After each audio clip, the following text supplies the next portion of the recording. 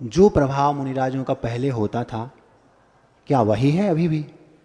मैंने कुछ नहीं कहा, विचार किया, विचार करने के बाद क्या सोचा वो आपके सामने रखता हूँ। बात छोटी नहीं, प्रश्न छोटा नहीं था, प्रश्न पूछने वाला छोटा था, लेकिन प्रश्न बहुत गंभीर है। रामटेक से 2017 में बिहार हुआ। मैं भूमिका बना रहा हूँ उस प्रश्न का उत्तर देने की।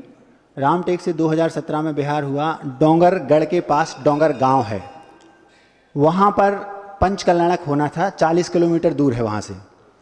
तो वहाँ पर दो अप्रत्याशित घटनाएं घटी, एक ही स्थान पर दो अप्रत्याशित घटनाएं घटी, वो आपके सामने रखता हूँ। वही उसी में उस बालक के प्रश्न का उत्तर भी समाहित है।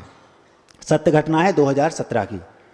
आचार्य महाराज आहार करके बसादिका की ओर आ रहे थे, मैं भी बाजू के चौके में आहार कर रहा था, साथ में उनके आ रहा था। थोड़ा सा दूर था, 200 मीटर।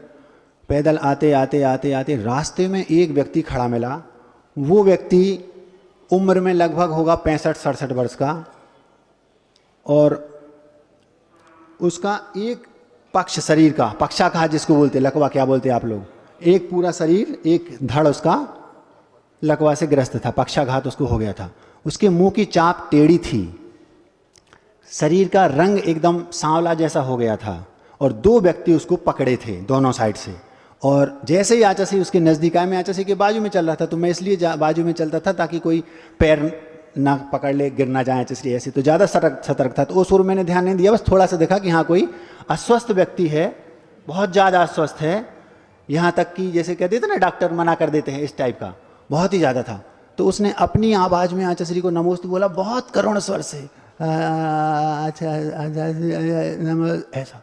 ऐसा लगा मुझे, ऐसा लगा, इतना दुख हुआ उसको देख के कि देखो तो कर्म की कैसी मार है। और आचार्य जी ने खड़े हुए उसको अच्छे से आशीर्वाद दिया, लेकिन फिर भी मैंने उसके चेहरे को अभी नहीं देखा, सामान्य से देख लिया। 3-4 कदम हम आगे चले और मेरे दिमाग की बत्ती जली। वापस मुड़ के देखा, जैसे ही मैंने उसका चेहरा देखा, मुझे इतनी प्रसन्नता हुई, इतनी प्रसन्नता हुई, इतनी प्रसन्नता हुई जिसे मैं शब्दों में नहीं बता सकता। महाराज जी, 2 मिनट पहले आपको बहुत ज़्यादा दुख हुआ और 2 मिनट बाद आपको इतनी ज़्यादा प्रसन्नता हुई, ऐसा कैसे हो गया? सुनो, दुख इसलिए हुआ क्योंकि कोई भी व्यक्ति प्रसम, संवेग, अनुकंप, पास्तक, ये तो सामान्य सराग सम्यक दर्शन जीव के लक्षण हैं, तो होना ही चाहिए। किसी भी दुखी व्यक्ति को देखकर दुख होना, ये तो होना ही चाहिए। करुणा तो एक प्रकार से जीव का स्वभाव है। तो इसलिए बहुत ज़्यादा दुख हुआ, क्योंकि वो बहुत ज़्यादा पीड़ित था, बहुत ज़्यादा दुखी था।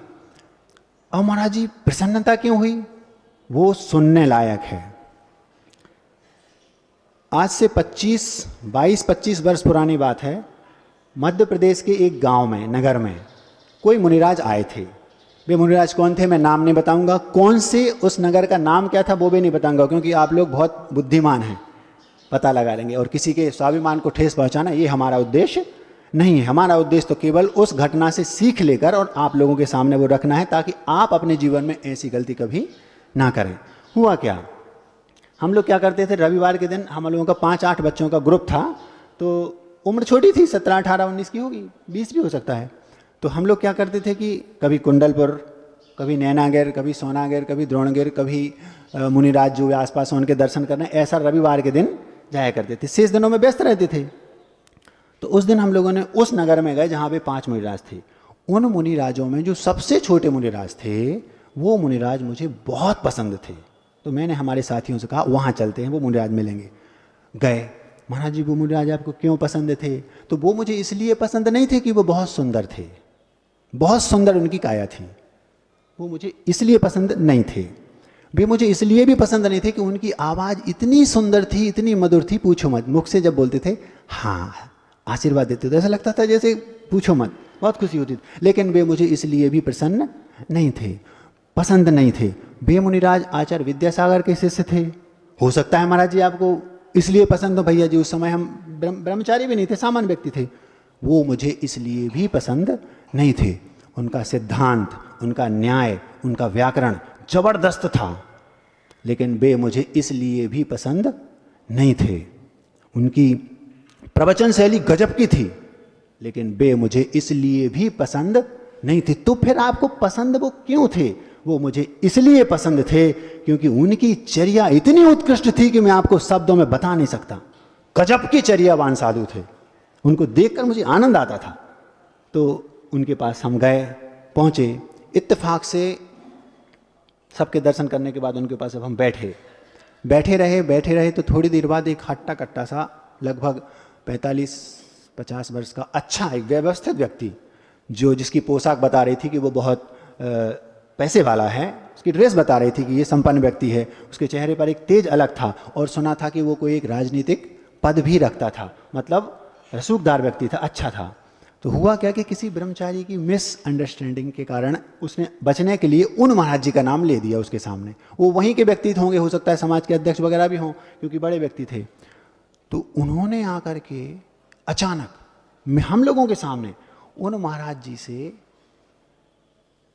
मैं उसको मुख से नहीं बोल सकता, मतलब यूं समझ लो कि अभद्र व्यवहार किया, अच्छे से व्यवहार नहीं किया, बहुत रफ वर्ड जिसको अपन बोलते हैं, ठीक से बात नहीं की। जैसे मान लो हमारी किसी दास नौकर आदि से गलती हो जाती ना, तो सेठ जी उसको डांटते हैं, थोड़ा इस टाइप से बात की। जैसे उन्होंने कहा हम लोगों ने बाहें चढ़ा ली, दिमाग खराब हो गया हम लोग, आखिर हमारे मुनिराज हैं, दिगंबर मुद्रा को कोई छोटी मोटी चीज़ है। जैसे उनसे कहा तो महाराज जी ने हम लोगों को रोक दिया, बोले उनको कोई गलत फहमी होगी। बहुत समतावान महाराज जी थे, कुछ नहीं बोले, वो बोले अपन कुछ नहीं बोलेंगे, वो चले जाएंगे, उन्हें कोई गलत फहमी। हुआ क्या था, कोई पाटा से संबंधित कोई हुआ होगा जो भी कुछ, या और कोई किताब वगैरह से, तो किसी ब्रह्मचारी ने गड़बड़ की होगी। तो उस ब्रह्मचारी ने बचने के लिए महाराज जी ने बोला था, ऐसा बोल दिया। तो आनंद फानन में वो उसके दिल को चोट पहुंची होगी, तो उसने आके कुछ भी हुआ हो, लेकिन उसको ये तो याद रखना था कि दिगंबर मुद्रा है, छोटी मोटी चीज़ है ये, कुछ नहीं। महाराज जी ने कुछ नहीं कहा, बात आई गई हो गई। मुझे इतना दुख हुआ कि इस व्यक्ति को इतना भी बोध नहीं कि ये कौन है। कोई भी हो, मान लो हो भी गया होता तो भी दिगंबर मुद्रा है भैया, ये छोटी मोटी चीज नहीं है, आप लोग ये मत समझना। आज तक जितने भी सिद्ध हुए हैं, हो रहे हैं, होंगे, सबकी ड्रेस यही है। अष्टपहाड़ में एक गाथा आती है, रोना आता उसको सुन के। नवि सिज्जई बथ धरो जिन सास ने जय भी होई तिथैरो नग्गो विमोक्ष मग्गो शेषा उमक गया सब्बे। ये गाथा अष्टपहाड़ की कुंद स्वामी ने 2000 वर्ष पहले लिखी। इसमें लिखा है कि जिनेंद्र भगवान के शासन में तीर्थंकर भी क्यों ना हो, जिन मुद्रा दिगंबर निर्ग्रंथ मुद्रा को तो उन्हें भी धारण करना ही पड़ेगा। आप लोग ये मत समझना कि जितना आप लोगों को हम लोगों का सम्मान करते हैं उससे कई गुना ज्यादा हम इस अपने आप का करते हैं।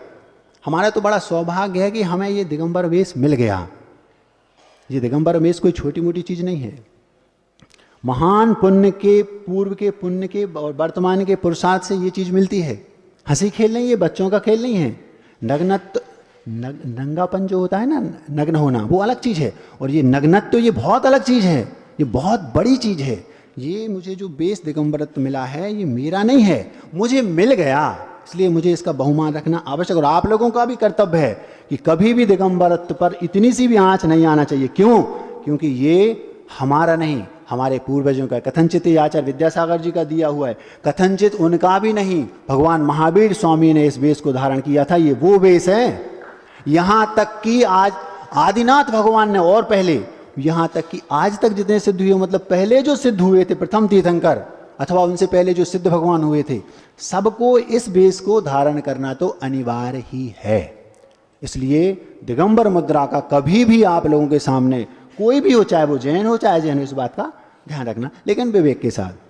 अब उनसे हमने कुछ नहीं कहा, लेकिन थोड़ी देर बाद वो चले गए। फिर महाराज जी से पूछा तो महाराज जी ने कुछ नहीं, शांति से ठंडा हो गया। वो व्यक्ति जो मुझे 25 साल बाद डोंगरगढ़ में मिला, बहुत टीस थी, बहुत फांस जैसी लगी थी मन में, ये क्या है। लेकिन आप देखिए आज भी दिगंबर मुद्रा का वही प्रभाव है जो उस समय हुआ करता था। वो व्यक्ति जो मुझे वहां मिला वो वही व्यक्ति था। मुझे देखकर इतनी प्रसन्नता हुई कि देखो, उससे कोई बुराई नहीं थी, बुराई मुझे उस व्यक्ति से नहीं थी। ये देखा कि देखो उस व्यक्ति ने दिगंबरत्व को अपमानित किया, इसका ये प्रभाव उसको आज भी मिला। मतलब वो व्यक्ति जो वहाँ पर डोंगरगढ़ में मिला वो वही था। फिर वो मेरे पास आया, उसने मुझसे कहा महाराज जी तो मैंने उसको पूरी बात बताई कि देखो आप वही हैं, ऐसा ऐसा हुआ था। समझ गया, कर्म का उदय रहता है, कोई बात नहीं।